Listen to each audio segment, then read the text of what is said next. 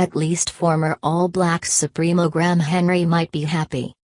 Having recently lamented the All Blacks' dominance of World Rugby, his point being the game doesn't need a team which continually sweeps opponents aside because that is boring, Henry had been encouraged by the improvement shown by the Wallabies.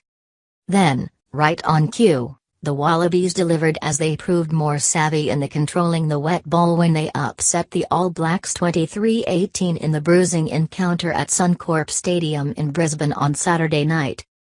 Now, all of a sudden, the All Blacks' 5-match tour of the Northern Hemisphere, which starts against the Barbarians in London on November 5, has the potential to get lively. A 37-man squad, which will be named Monday, will fly out on Friday to also play tests against France, Scotland, and Wales, as well as a midweek game against a French 15. The fact the itinerary doesn't include a game against England, aside the All Blacks haven't played since 2014, may upset some parties in the old dart, but following the loss in Brisbane their Kiwi counterparts could be just a little relieved. No one could say the All Blacks were in snooze mode at Suncorp. Far from it, some jaw-clenching tackles from Sonny Bill Williams, Sam Cane, Ofatu Ngafasi and Sake Nahalo were testament to that, but the Aussies were better. The Wallabies probably got it over us, physically, in the first half with their carries, All Blacks captain Kieran Reid said. Probably the disappointing thing for us, when we did make a physical shot, and there were a few of them, we couldn't quite back it up with a turnover or anything like that. Although All Blacks coach Steve Hansen has already stated the loss in Brisbane won't affect the compilation of his touring squad, he will need no reminding that he has no show of taking a full-strength squad. Owen Franks, Joe Moody, Israel Dagg and Nee Milner-Skudder have busted bodies and will remain in New Zealand, while vice-captain Ben Smith is on sabbatical.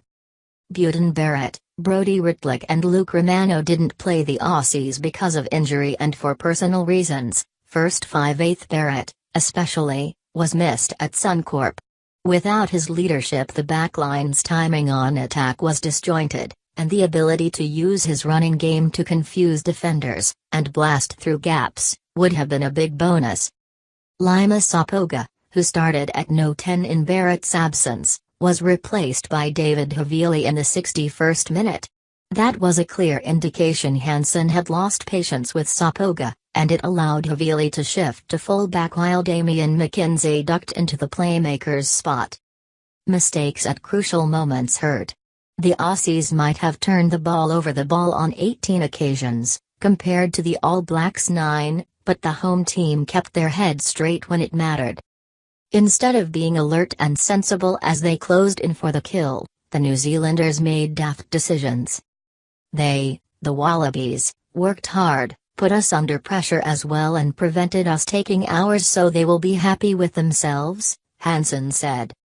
Who knows how different the result would have been if Sapoga hadn't gifted the intercept pass to Reece Hodge, or if replacement prop Tuangafasi hadn't made a silly clean-out at a ruck allowing Hodge to kick his final penalty from 56 meters out with 2 minutes left.